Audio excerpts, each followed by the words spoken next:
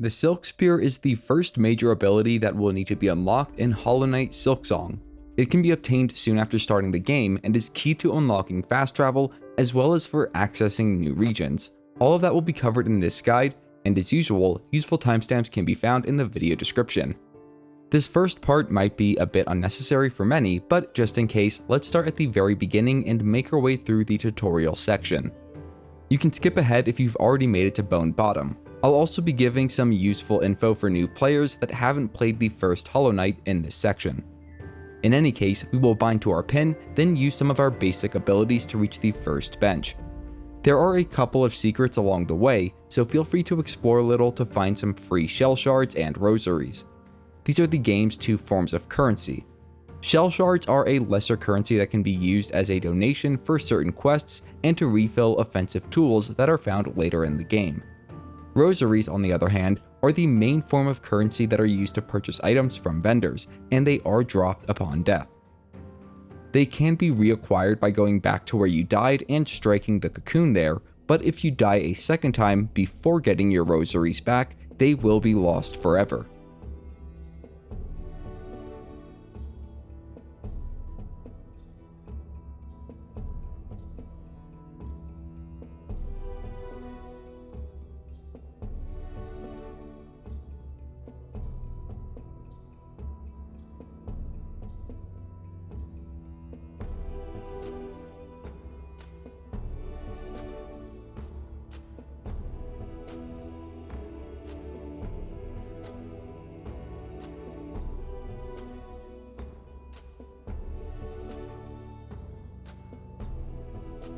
We'll find our first bench in the ruined chapel, and benches are where we can rest to recover health.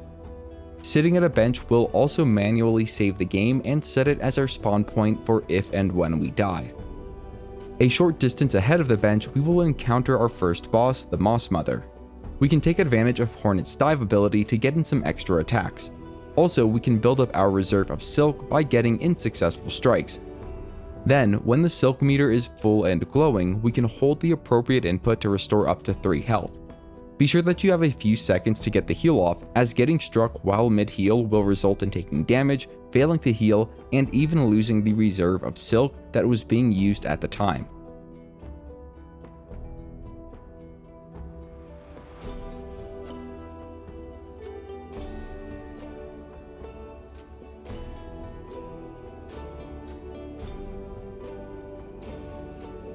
After defeating the Moss Mother, we can move out of the chamber to the west and ascend up the large bead rope. Moving to the east, following a short cutscene and interaction with an NPC, we will get the Great Citadel objective, which is our primary objective for Act 1. It will be some time before we get around to doing that, but for now, we can move east into the first town of Silksong, Bone Bottom. There is a bench here that we should rest at to set a new spawn point.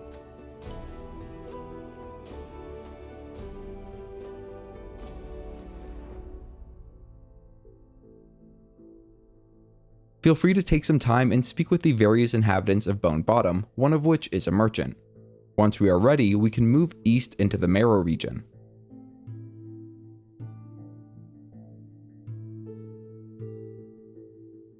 We will need to move through the Marrow going up and to the east. There are a few shortcuts that we can unlock along the way. Feel free to explore on your own, but for the purposes of this guide, I'm going to take a direct path to the boss chamber.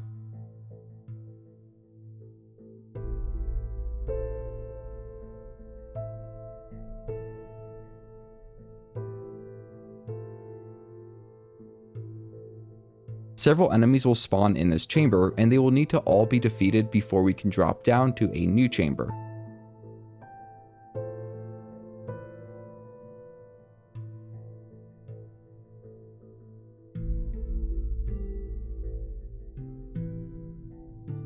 There, we can move a short distance west to unlock a gate leading back to Bone Bottom.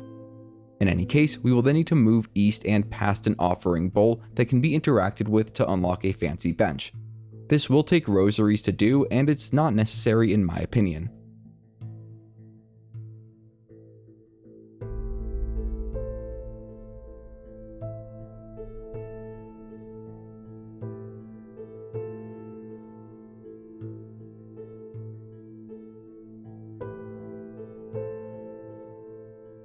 In any case, we will need to move further east into the Marrow Zone, then up into the west where possible.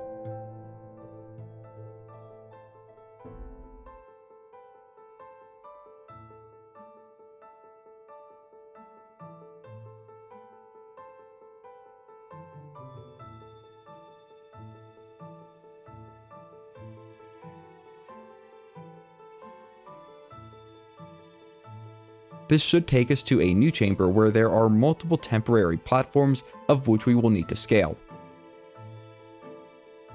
At the top west corner of this chamber is a path to a new area where we should hear an NPC singing.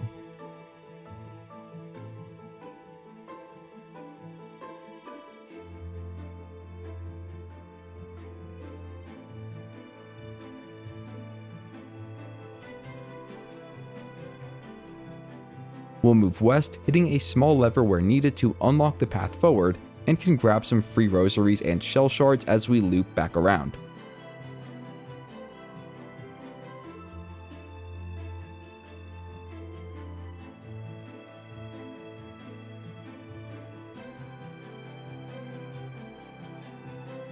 We should eventually meet an NPC named Shakra, and this bug will sell us our first few maps and map making supplies.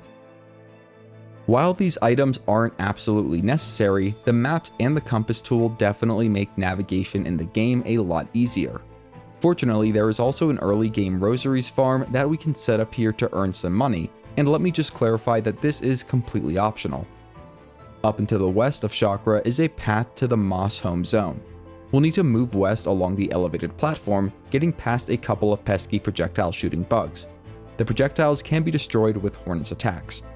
This should bring us to a lever that we can hit to open a path up below that we can drop down into.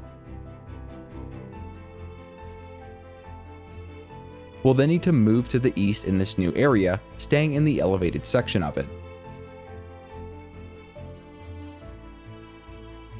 Past a couple of enemies, we will enter a secluded chamber with a bench that we can rest at. There's also a lever in here that will open a shortcut back to the map vendor when struck.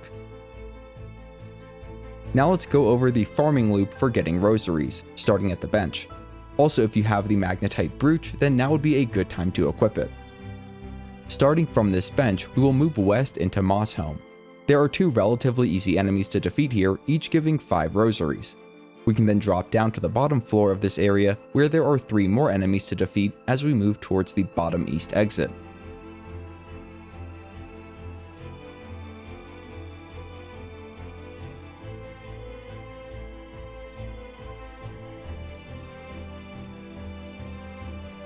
Once out, it's just a few jumps to loop back around to the bench that we started at. We can then rest and repeat this process as many times as we need to in order to get rosaries for early game items. You get 25 rosaries every 30 seconds or so it's not an incredible source of them, but it's a decent enough rate for early game items. I did this for about 10 minutes off camera to get enough rosaries for all of Shakra's current inventory. This will allow me to show all of you where I am at in the game at specific points throughout this guide.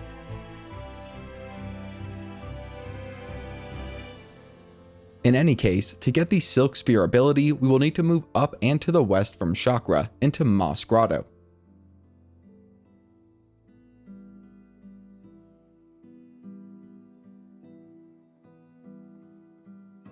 At the top west corner of this chamber is the entrance to a new chamber, and once there, we will need to move far east, avoiding several traps along the way.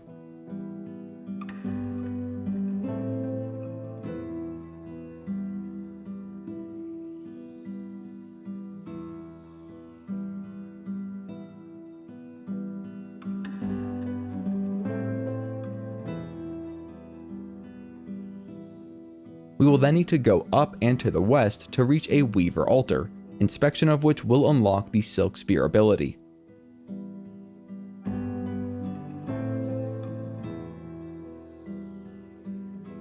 This ability requires silk to use, and it can cut through thick sections of webbing to grant access to new areas, such as the small area to the west where a frayed rosary string can be obtained.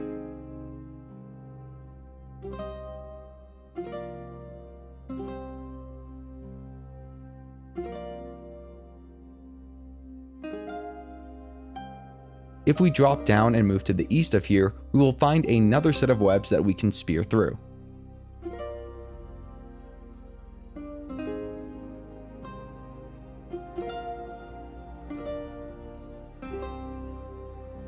Before dropping down, we can go to the chamber to the east, and there we will find a bench to rest at, as well as a new shaman NPC, which will give us the berry picking wish or side quest. That quest is beyond the scope of this video, but I do suggest completing it on your own time. In any case, the last thing we will need to do in this video is unlock fast travel.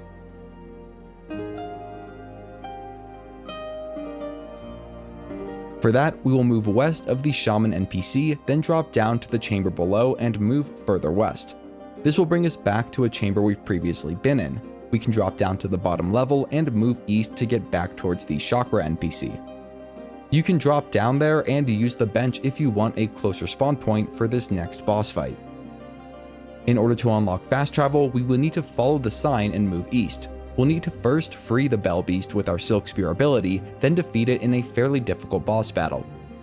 The Bell Beast's attacks are fairly punishing, dealing 2 damage each.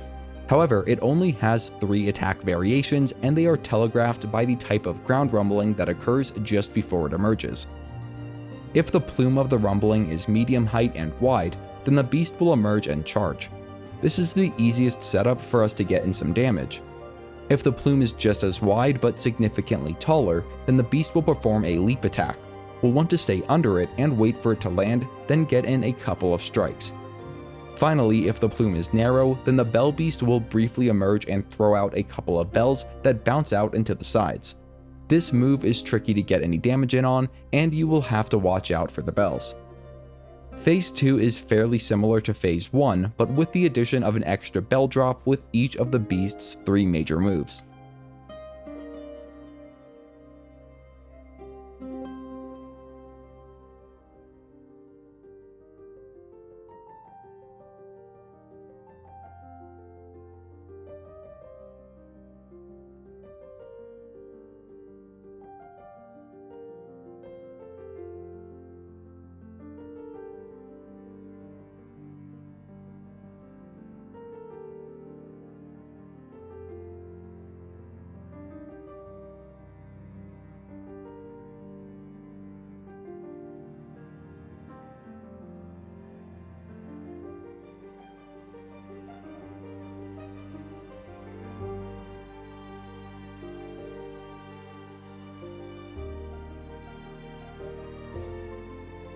After defeating the Bell Beast, we can interact with the floating orb, then go through a small platforming section before interacting with a second floating orb.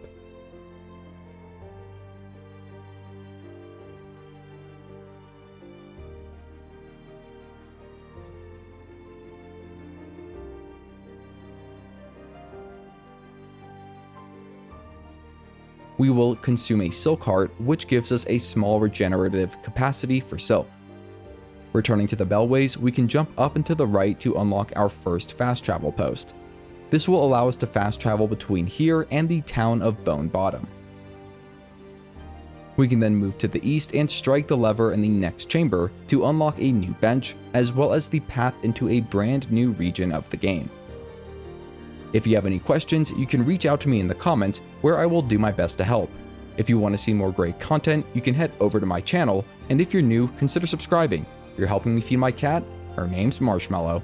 Have a great day if you're here today, have a great Saturday, and a great weekend. And as always, thanks for watching.